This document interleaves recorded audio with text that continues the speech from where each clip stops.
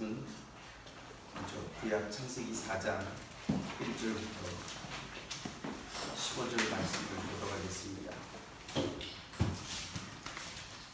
창세기 4장 1절부터 15절입니다. 교도하겠습니다. 아담이 그의 아내 하와와 동침하매 하와가 임신하여 가인을 낳고 이르되 내가 여호와로 말미암아 흑남하였다 하니라. 그가 또 가인의 아들 아벨을 낳았는데 아벨은 양치는 자였고 가인은 봉사하는 자였다.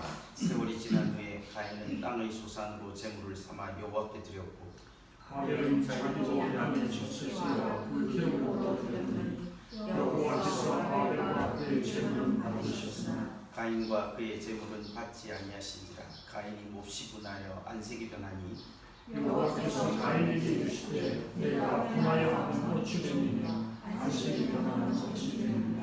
내가 선을 행하면 어찌 낯을 들지 못하겠느냐. 선을 행하지 아니하면 죄가 문에 엎드려 있느니라. 죄가 너를 원하나 너는 죄를 다스릴지니라.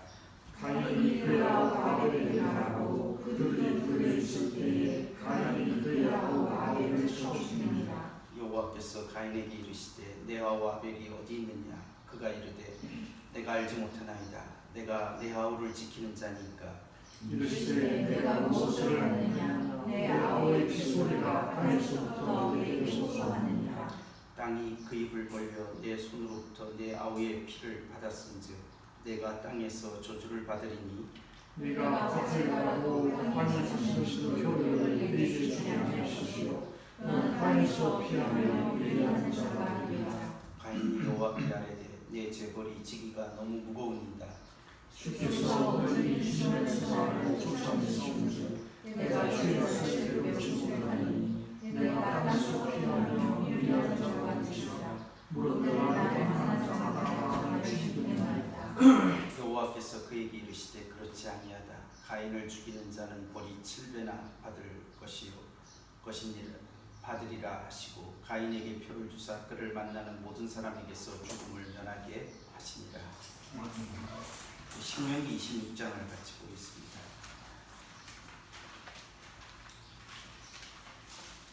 신명기 26장 1절부터 15절까지 또 같이 읽어보겠습니다.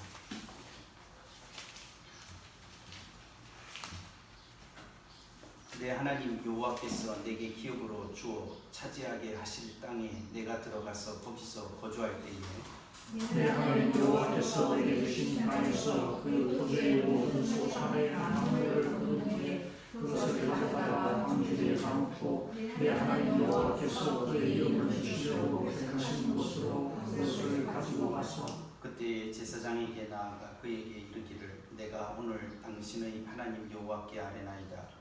내가 여호와께서 우리에게 주시겠다고 우리 조상들에게 맹세하신 땅에 이르렀나이다 할 것이요. 제사장은 손에서 그 광주리를 받아서 내 하나님 여호와의 제사 앞에 낸 것이며 너는 내 하나님 여호와 앞에 아뢰기를 내 조상은 망랑하는 아람 사람으로서 애굽에 내려가 거기에서 소수로 거류하였더니 거기에서 크고 강하고 번성한 민족이 되었는데 애굽 사람이 우리를 학대하며 우리를 괴롭히며 우리에게 중노동을 시키므로 우리가 우리 조상의 하나님 여호와께 부르짖었더니 여호와께서 우리 음성을 들으시고 우리의 고통과 신고와 압제를 보시고 여호와께서 작은 손과 편팔과 큰 위험과 이적과 기사로 우리를 애굽에서 인도하여 주시고 이곳으로 인도하사 이 땅 곧 젖과 꿀이 흐르는 땅을 주셨나이다. 여호와여 이제 내가 주께서 내게 주신 토지 소산의 만물을 가져왔나이다 하고 너는 그것을 내 하나님 여호와 앞에 두고 내 하나님 여호와 앞에 경배할 것이며 내 하나님 여호와께서 너와 네 집에 주신 모든 복으로 말미암아 너는 레위인과 너희 가운데 거류하는 객과 함께 즐거워할지니라. 셋째 곧 11조를 드리는 후에 내 모든 소산의 11조의 일을 마친 후에 그것을 레위인과 객과 고아와 가부에게 주어 내 성도 안에서 먹고 배부르게 하라. 그리할 때 내 하나님 여호와 앞에 아뢰기를 내가 성물을 내 집에서 내어 레위인과 객과 고아와 가부에게 주기를 주께서 내게 명령하신 명령대로 하였사오니 내가 주의 명령을 범하지도 아니하였고 잊지도 아니하였나이다. 내가 애국하는 날에 이 손을 놓지 아니하였고 정한 너희를 떼어주지 아니하였고 죽은 자를 위하여 너희를 쓰지 아니하였고 내 하나님 여호와의 말씀을 청구하여 주께서 내게 명령하신 대로 다 행하였사오니 원하건대 주의 거룩한 처소 하늘에서 보시고 주의 백성 이스라엘에게 복을 주시며 우리 조상들에게 맹세하여 우리에게 주신 적과 꿀이 흐르는 땅에 복을 내리소서 할지니라. 한 군데만 더 보겠습니다. 신약성경 요한복음 4장 13절에서 26절입니다.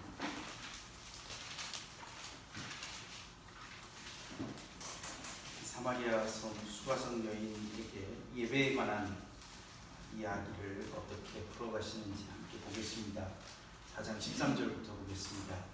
예수께서 대답하여 이르시되 이 물을 마시는 자마다 다시 목마르느니와 내가 주는 물을 마시는 자는 영원히 목마르지 아니하리니 내가 주는 물은 그 속에서 영생으로 솟아나는 생명이리라. 여자가 이르되 주여 그런 물을 내게 주사 목마르지도 않고 또 여기 물 기르러 오지도 않게 하옵소서.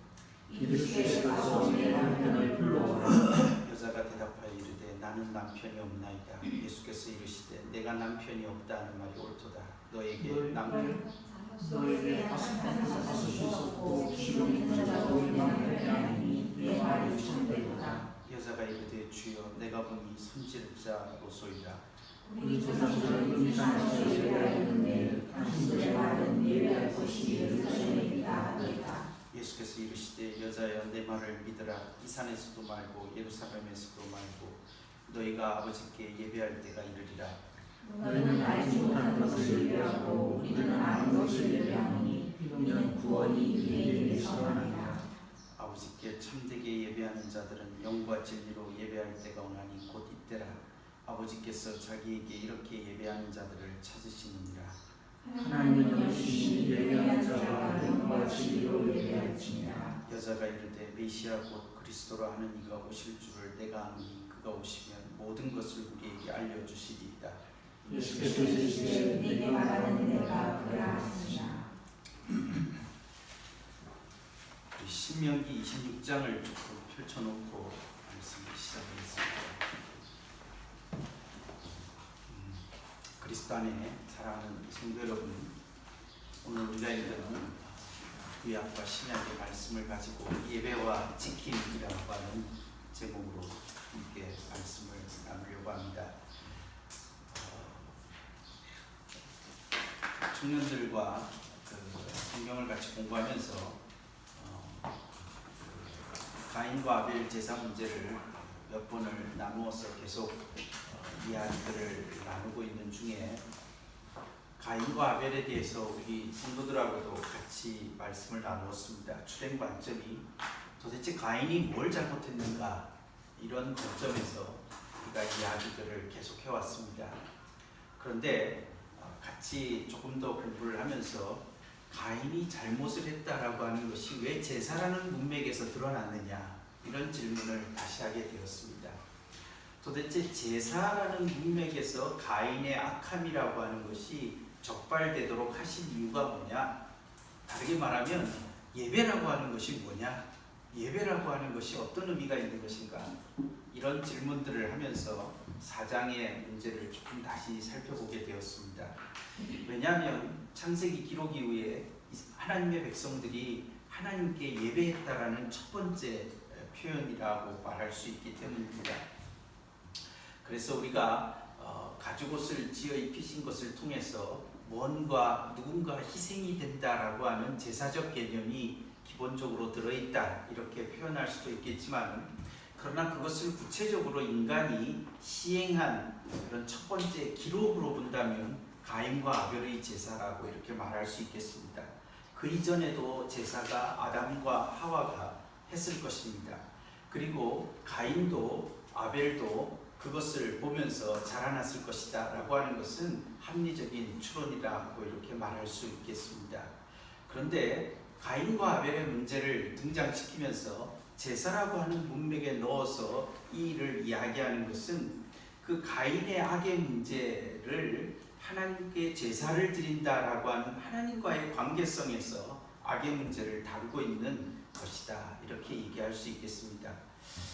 그래서 사장 문제를 우리가 접근하는 데 있어서 제가 고민이 되는 게, 우리 성도들이 최근에 이 창세기 이 목사의 관심 때문에 너무 그 사장을 가지고서 이렇게 오랫동안 우리가 이야기를 들어야 되는 건가, 이런 억울함을 생각하실 것 같아서 거기서부터 출발하기보다는 조금 다른 곳에서 출발해서 사장 문제를 조금 정리를 했으면 좋겠다, 이런 생각이 듭니다.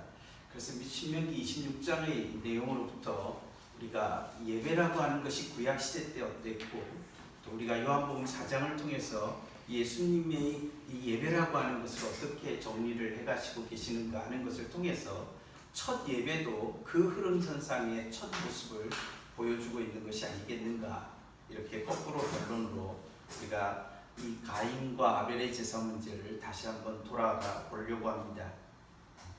신명기 26장은 일반적으로 추수감사의 유명한 본문이라고 말할 수 있습니다. 한 해 동안 농사를 하고 나서 그들이 가나안 땅에 들어갔을 때에 그들이 추수를 하게 되면 그 추수한 것을 가지고 하나님께서 지정하신 장소, 성전이겠죠. 성전으로 가지고 오게 됩니다. 가지고 오게 되면서 그들은 이 추수라고 하는 것을 가지고 와서 하나님께 제사를 드릴 때 거기에 동반돼야 되는 것이 무엇인가 하는 것을 제시해주고 있는 그런 말씀입니다. 내가 수고한 것을 가지고 와서 하나님께 탁 드리면 하나님이 무조건 야, 그래, 수고했다, 나도 생각해주고 나한테 이런 거를 바치니 네가 얼마나 장하냐 이런 식으로 문제를 처리하고 있지 않습니다. 그래서 그들이 재물을 가지고 하나님께 나올 때에 그들이 고백해야 되는 고백이 길게 진술되어져 있습니다. 오늘날 우리가 하나님께 예배를 드릴 때마다 우리가 지금 오전 예배 때 사도신경을 잘 고백하지 않는데 수요일 저녁에 하고 있는데, 사도신경과 같은 것들을 고백해야 될 필요가 있다, 이렇게 말할 수 있겠습니다. 그래서 오늘 그 3절부터 쭉 나와 있는 거기 11절 11절까지에 나와 있는 쭉 내용이 오늘날에 우리가 표현하자면 사도신경과 같은 고백을 지금 하고 있는 것입니다. 그래서 그런 고백을 하면서 하나님께 제물을 드리도록 그렇게 이야기를 하고 있습니다. 그래서 그 내용을 우리가 함께 좀 간단하게 살펴보려고 합니다. 3절에 보시면 중간에 내가 오늘 당신의 하나님 여호와께 아뢰나이다. 제사장에게 나아가서 제사장의 하나님께 아뢰입니다. 내가 여호와께서 우리에게 주시겠다고 우리 조상들에게 맹세하신 땅에 이르렀습니다. 그래서 이 소산을 얻을 수 있게 된 것은 하나님께서 우리에게 주시겠다고 약속하신 땅에 우리가 있기 때문에 우리가 이 소산을 얻을 수 있었다, 이렇게 말하고 있습니다. 이것은 무엇입니까? 오늘 이 소산과 이 수고의 열매와 그리고 하나님의 약속을 어떻게 연결시키는가, 하나님이 우리에게 주시겠다고 하는 약속, 하나님의 은혜를 연결시키는 고리가 되는 말씀이 3절의 고백입니다. 그리고 나서 이런 고백을 시작한과 동시에 하나님이 우리에게 주시겠다고 하는 땅에 우리가 이르렀기 때문에 이것을 얻을 수 있었습니다. 이렇게 그 땅의 소산을, 그 땅을 주신 하나님을 고백하는 것으로부터 시작하고 있습니다. 그리고 나서 4절에 제사장은 내 손에서 그 광주리를 받아서 내 하나님 여호와의 제단 앞에 놓고, 그리고 나서 또 너는, 이 제사를 드리는 사람은 여호와 앞에 이렇게 말하라고 하고 있습니다. 내 조상은 방랑하는 아람 사람으로서 애굽에 내려가 거기에서 소수로 거류하였는데 거기에서 크고 강하고 번성한 민족이 되었고, 애굽 사람이 우리를 학대하며 우리를 괴롭히며 우리에게 중노동을 시키므로 우리가 우리 하나님 여호와께 부르짖었더니 여호와께서 우리 음성을 들으시고 우리의 고통과 신고와 압제를 보시고 여호와께서 강한 손과 편팔과 큰 위엄과 이적과 기사로 우리를 애굽에서 인도하여 내시고 이곳으로 인도하사 이 땅 곧 젖과 꿀이 흐르는 땅을 주셨습니다. 자, 이 말은 앞에서 먼저 이야기했던 것을 좀 풀어서 설명을 한 것입니다. 즉 하나님께서 약속하신 이 땅을 우리에게 주셔서 우리가 이 땅에 들어왔습니다. 이런 말을 우리 조상은 아람 사람으로서 갈대아 우르 사람으로서 방랑하다가 이 가나안 땅에 들어왔고 가나안 땅에서도 방랑하다가 애굽으로 건너가게 되었고 거기서 번성했지만 학대를 받게 되었다가 이제 하나님이 출애굽시켜서 이 땅으로 들어올 수 있었게 되었습니다. 이런 이야기를 하고 있습니다. 하나님의 인도 속에서 우리가 이 땅에 들어오게 되었다는 것입니다. 이 땅을 얻은 것은 하나님의 인도를 통해서 받게 된 이 땅이다. 이렇게 이야기하고 있습니다. 왜 이렇게 이야기할까요? 이 땅에서 수고한 사람은 나라고 얘기를 할 수 있겠는데 그 수고가 가능하도록 하기 위해서 하나님께서 이 땅을 약속해 주시고 그 약속한 것을 성취하기 위해서 하나님께서 일해 오시고 인도해 오셨다라고 하는 것을 길게 서술하고 있습니다. 자, 그래서 우리는 우리가 수고한 것 배경 속에 있는 하나님의 은혜를 고백하는 것이 우리의 수고를 가지고 왔을 때에 마땅히 드려야 될 고백이다. 이렇게 말할 수 있겠습니다. 자, 그래서 10절에 여호와여 이제 내가 주께서 내게 주신 토지 소산의 만물을 가져왔나이다. 그래서 하나님이 이 땅을 주신 것과 동시에 이 땅의 소산을 우리에게 주셨습니다. 그것을 가지고 왔습니다. 너는 그것을 내 하나님 여호와 앞에 두고 내 하나님 여호와 앞에 경배하라고 말씀하고 있습니다. 그래서 예배를 한다라고 하는 이 경배한다, 하나님을 두려워하는 이 태도의 구체적인 배경이 되는 것이 무엇인가? 하나님께서 이스라엘 백성에게 준 약속, 그리고 그것을 실현하시기 위해서 일하신 하나님의 은혜를 기억하는 것이 우리의 예배, 우리의 현실에 있는 것들을 가지고 와서 하나님께 예배하는 가장 기본적인 출발이 된다. 이렇게 말할 수 있겠습니다.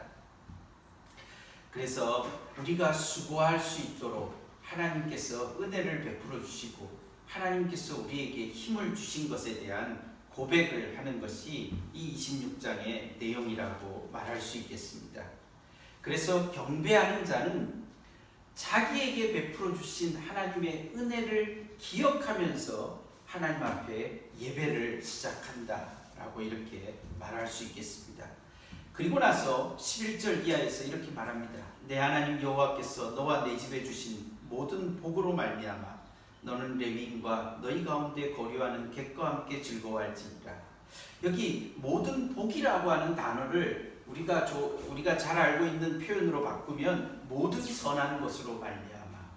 여기 복은 그런 이 선한 것이라고 하는 그 선한 것, 하나님 보시기에 좋다라고 하는 좋은 것, 하나님께서 주신 것은 좋은 것입니다. 이게 여기에서 우리가 마태복음인가 누가복음에 보면 구하라 두드리라 찾으라와 성령을 주시지 않겠느냐. 그러나 누가복음에서는 좋은 것을 주시지 않겠느냐. 구하는 자에게 좋은 것을 주시는데 그 좋은 것이 뭐냐? 그것은 레위인과 너희 가운데 거류하는 객과 함께 즐거워하는 것이다. 이렇게 말씀하고 있습니다. 그래서 여기에서 우리가 전개되는 과정에서 이렇게 얘기할 수 있겠습니다. 하나님께 내가 수고한 것을 통해서 우리는 두 가지의 것들을 알게 됩니다. 이 수고한 것이 나오게 되는 배경으로서의 하나님이 주신 은혜를 기억하는 것이 굉장히 중요한 출발점이고, 그리고 하나님이 주신 것이기 때문에 하나님의 은혜가 지향하는 목표 지점이 무엇인가라고 얘기할 때 그것은 레위인과 객과 과부와 함께 즐거워하는 것이 지향점이다. 이렇게 말할 수 있겠습니다.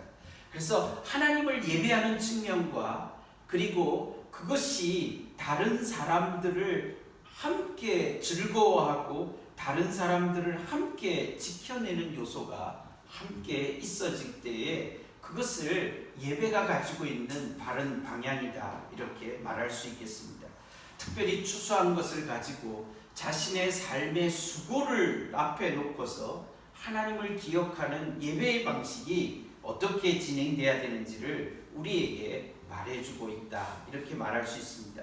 12절부터 계속되는 이야기는 3년에 한 번씩 나오는 것으로는 11조를 드리고 그것으로서 레위인과 객과 고아와 가부에게 주라고 얘기를 하면서 그것이 하나님의 명령을 잊지 않고 기억하는 방법이라고 강하게 이야기하고 있습니다. 따라서 이 레위인과 객과 고아와 가부라고 하는 것은 스스로가 자기의 생업을 유지할 수 없는 약한 사람들을 이야기하는 구약적 표현이라고 말할 수 있겠습니다.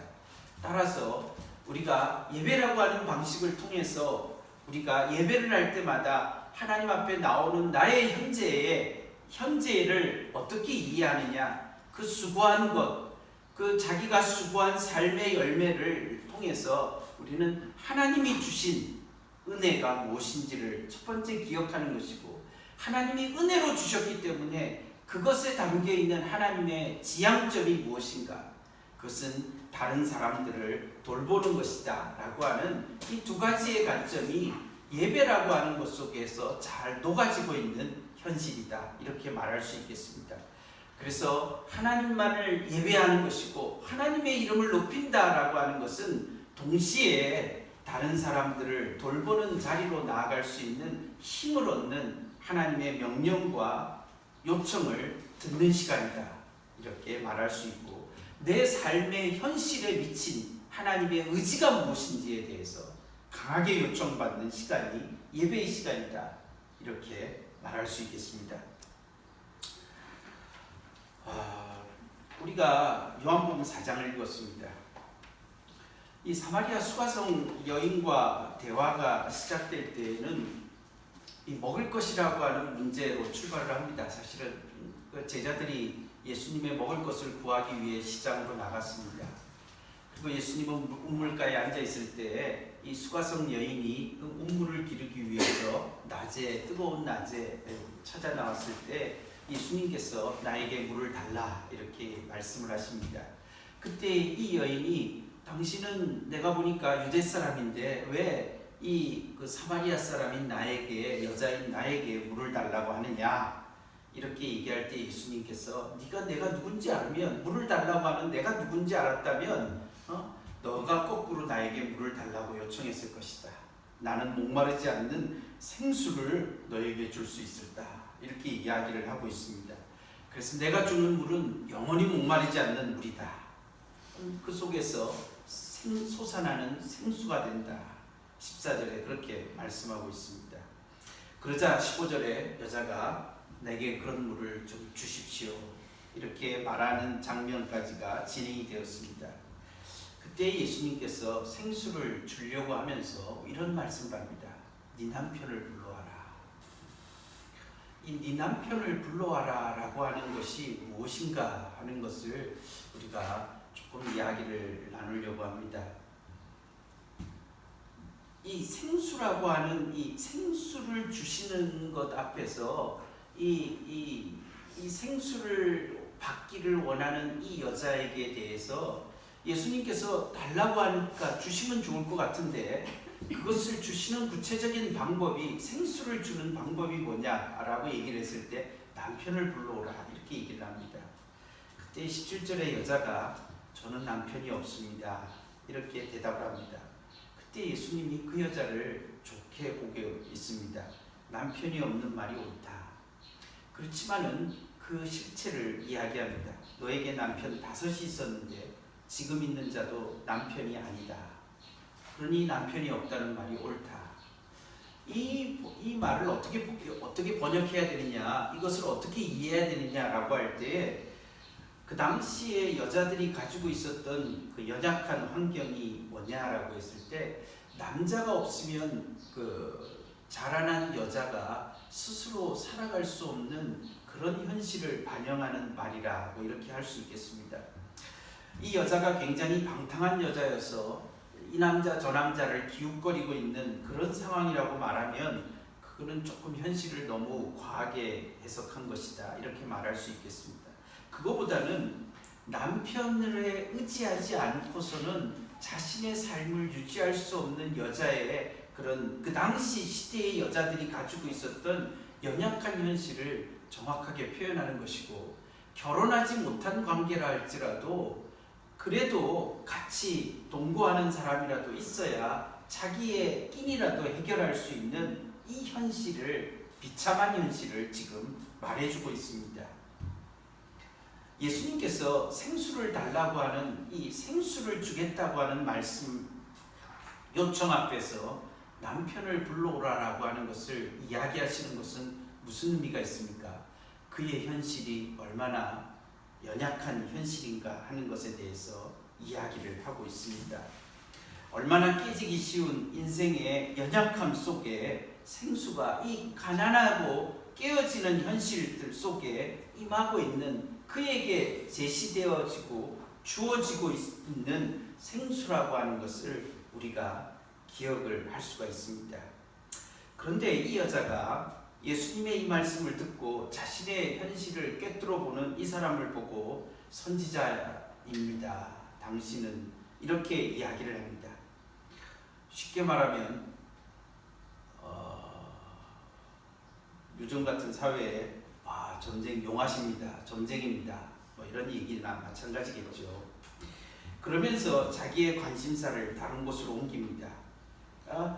더 이런 얘기하는 것이 별로 그렇게 마땅치 않은지 그렇게 얘기하면서 우리는 그리심산에서 예배하는데 당신은 예루살렘에서 예배를 드립니다. 어디가 맞습니까? 그런 말은 묻지 않았지만 그런 질문이 거기에 들어 있습니다. 예배라고 하는 문제를 가지고서 자신의 비참한 현실을 지금 가리고 있고 덮고 있는 그런 현실이다 이렇게 얘기할 수 있겠습니다. 그때 예수님께서 예루살렘도 아니고 그리심도 아니고 아버지께 진짜 예배할 때가 있는데 그 예배하는 것을 그 23절에 아버지께 참되게 예배하는 자들은 영과 진리로 예배할 때가 오나니 곧 이때라. 아버지께서는 자기에게 이렇게 예배하는 자들을 찾으시니라. 하나님은 영이시니 예배하는 자가 영과 진리로 예배한다 라고 하는 표현을 말씀하고 있습니다.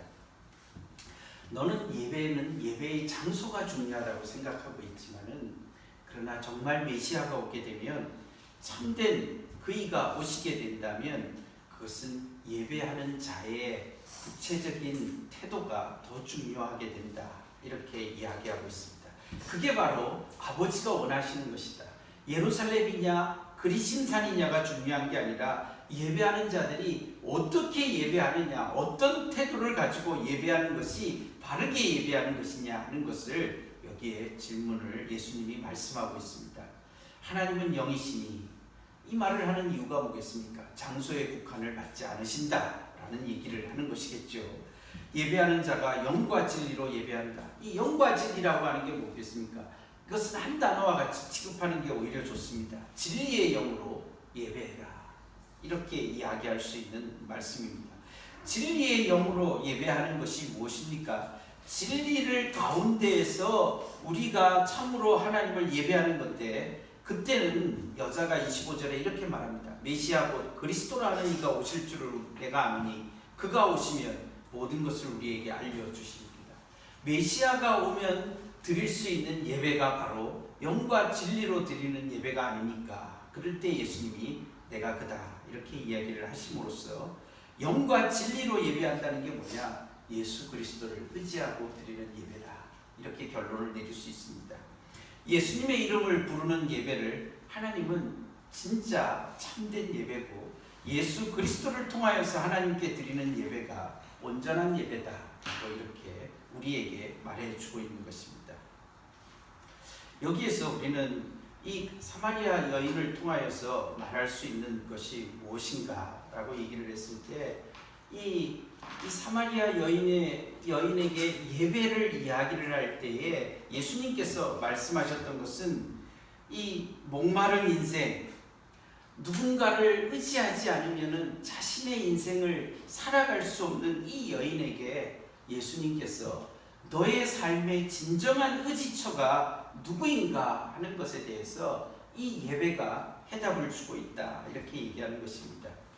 이 여자는 남편이 5이 있었고 지금도 남자와 함께 살고 있는 것이 일반적으로 보았을 때 경제적인 어려움이든지 혹은 또 혹자가 혹평하는 것처럼 혹은 성적인 유혹이 있었던 건지 알 수 없지만은, 그러나 분명하게 말할 수 있는 것은 자신의 삶의 의지처가, 자신의 삶을 진짜 살려줄 수 있는 근거가 무엇인가?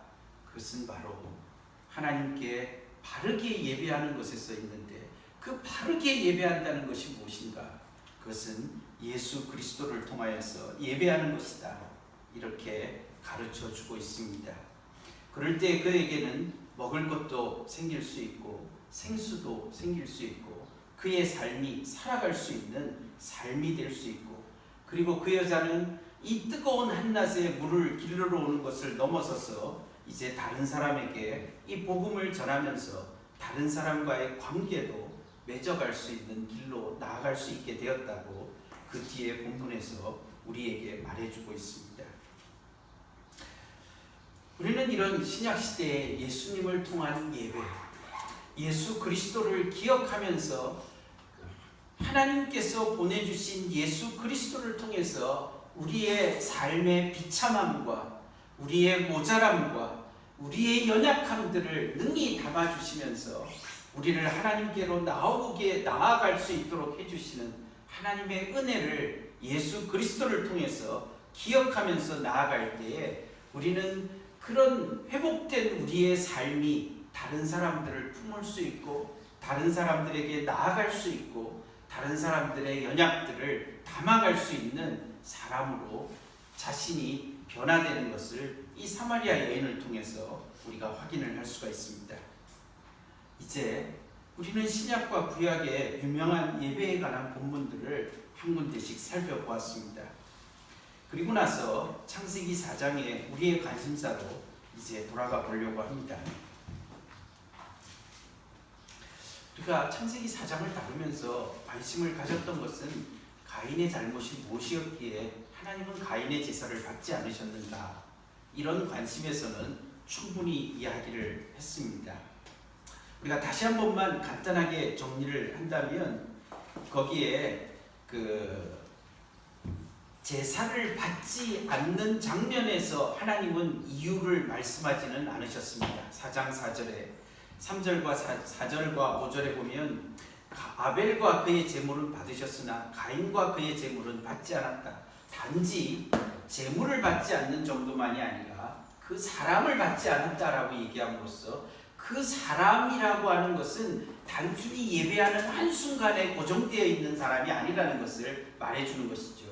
제물은 그 순간에, 제물도 사실은 제물이 있기까지는 삶이라는 과정이 있어야 되니까 그렇게 간단한 문제는 아니지만은 제물과 사람을 같이 취급한다는 것에 있어서 그 사람과 제물이 연결되어 있다라고 하는 그런 태도를 우리가 성경에서 읽을 수 있을 뿐이다, 이렇게 말할 수 있습니다.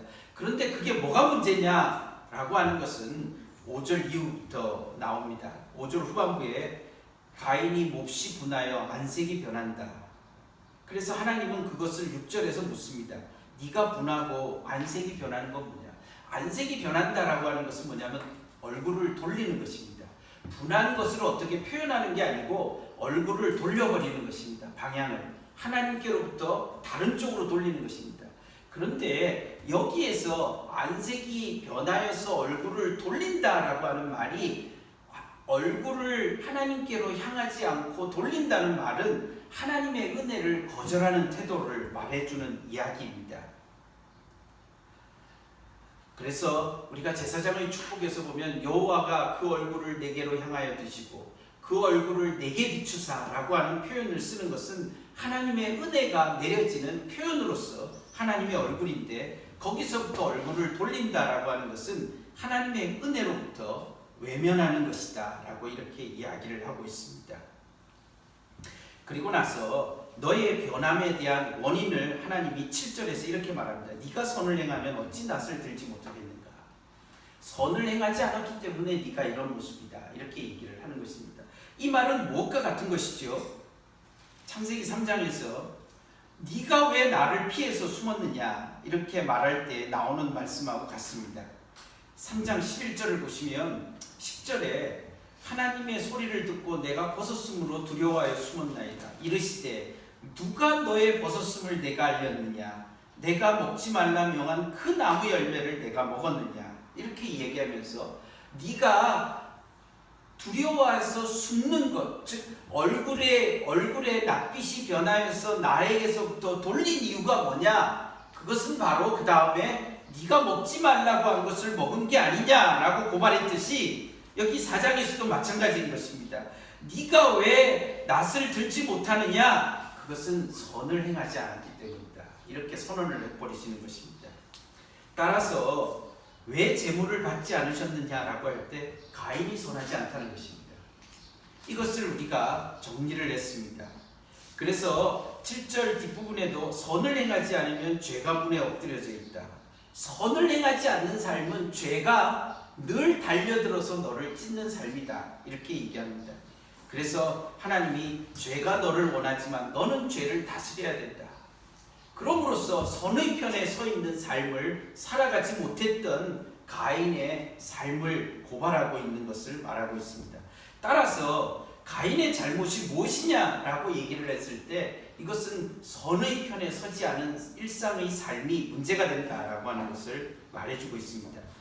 이렇게 얘기할 때 항상 그러면 하나님은 착한 사람을 예배를 받으시는 겁니까? 이렇게 질문을 하는 것은 여기서 관심이 조금 다른 데로 가는 것입니다. 선이라고 하는 것은 착한, 우리가 말하고 있는 착한이라고 하는 그런 개념보다는 하나님의 말씀이 그대로 되는 것을 선하다라고 규정했던 창세기의 규정을 우리가 따라서 이야기하는 것, 즉 하나님의 말씀이 그대로 되는 일에 대한 관심사가 없는 것의 문제를 말하는 것입니다. 하나님이 주신 약속, 하나님께서 우리에게 베풀어 주신 은혜를 그대로 담아내는 것에 대한 관심이 없는 삶을 선을 행하지 않은 삶이라고 표현하는 것이라고 이렇게 말할 수가 있겠습니다. 그렇지만 그는 8절에 가인을 데리고 나가서 죽여버렸습니다. 그리고 나서 하나님이 그를 불렀을 때에 네 아우 아벨이 어디 있냐고 했을 때 내가 내 아우를 지키는 자니까 라고 얘기함으로써 그는 선을 행하지 않는 삶의 실체로서 지키는 역할을 포기했다라고 하는 것을 우리가 결론을 내렸습니다. 따라서 우리는 이 가인과 아벨의 사건에 있어서 분명한 왜 가인의 제물을 받지 않으셨느냐에 대한 답을 얻는 일에는 성실하게 우리가 그동안 노력을 해왔습니다. 그것은 분명합니다. 선을 행하지 않는 삶. 선을 행하지 않는 삶. 하나님의 뜻이 그대로 이루어지는 일. 하나님께서 우리에게 새로운 기회, 타락한 이후에 인간에게 새로운 기회를 준 죄와 원수가 되고 선의 편에 서서 하나님의 은혜를 기다리는 삶을 성실하게 살았어야 된다라고 하는 것을 그가 거듭해서 무시했던 태도들을 볼 수가 있습니다. 그런데 우리가 이런 것들을 이제 오늘 같이 마지막으로 정리를 하려고 하는 것은 왜 제사라고 하는 문맥에서 이 사실을 고발하고 있는가라고 하는 것입니다. 우리가 앞서 살펴보았던 것처럼 제사를 드릴 때에 제사가 이사야서에 보면 기름이 막 흘러서 넘칠 만큼의 많은 제사, 미가서에 의하면 천천의 수양과 만만의 기름을 갖다가 뿌린다 할지라도 하나님께서 그것을 받지 않는 제사를 우리는 선지자를 통해서 듣게 됩니다. 그리고 이사야서 1장에서도 미가서 7장에서도 하나님이 기뻐하시는 것은 인자야. 하나님이 기뻐하시는 것이 무엇인가? 의와 공평이 없는 제사를 하나님이 싫어하신다라고 하는 것을 우리가 미가서나 이사야의 말씀을 통해서 또 다른 선지자를 통해서 늘 듣게 되는 말씀인 것입니다. 가인의 제사가 왜 받지 않느냐라고 했을 때 제사라고 하는 것 속에 담겨 있어야 되는 의의 문제, 즉 지킴의 문제가 철저하게 파괴되어져 있다 이렇게 얘기할 수 있겠습니다. 그것은 어디에서부터 나온 것입니까? 자기가 수고한 경작한 것, 여기 우리가 가인은 농사하는 자였다, 가인은 경작하는 자였다 라고 얘기를 했을 때 이 수고하는 것이 자신이 수고를 하는 것이지만 여기에 하나님의 은혜를 담아놓은 것에 대해서 기억하지 않았고, 그리고 그 하나님의 은혜라고 하는 것을 기억하지 않았기 때문에 다른 사람을 지키는 일에 대한 관심이 그에게서 멀어졌다, 이렇게 정리를 해볼 수 있겠습니다. 우리는 창세기 1장부터 계속 공부해보면서 이 하나님이 만드신 사람의 역할이 무엇인가, 그것은 수고하고 경작하고 지키는 역할이라고 하는 것을 계속해서 보았습니다. 수고라고 하는 것 속에 하나님의 말씀을 담을 수 있는 것, 그것을 계속해서 유지할 수 있게 만들어주는 동력이 뭐냐? 예배다. 이렇게 정리를 해볼 수 있겠습니다. 사람은 자기가 성취한 것에 계속해서 심취하고 빠질 수 있습니다. 공부를 하는 사람, 직장에서 일을 하는 사람, 또 어떤 자기의 성취를 위해서 노력하는 사람, 누구든지 간에 그 성취를 불러오고 자기를 그렇게 이끌어가는 힘이 될 수도 있습니다. 그럴 때마다 우리의 수고와 우리의 노력이라고 하는 것 속에 하나님의 뜻이 어떻게 담겨 있는가를 들어야 될 때 우리는 그것을 하나님 앞에 예배를 하는 것입니다. 우리의 얻은 것이 나만의 것이 아닌 하나님의 은혜라고 하는 것을 기억하는 수단이고, 그리고 그 기억을 통하여서 우리는 하나님께서 이것을 주신 목적의 지향점인 지킴으로 나아가는 방향이다, 이렇게 이야기할 수 있겠습니다. 그래서 우리는 예배를 통해서 감사와 섬김이라고 하는 것이 함께 조화롭게 자리 잡은 그런 예배들이 드려질 때에 바른 예배가 될 수 있다, 이렇게 정리를 해볼 수 있겠습니다. 우리 말씀을 기억하면서 우리 찬송가 65장을 같이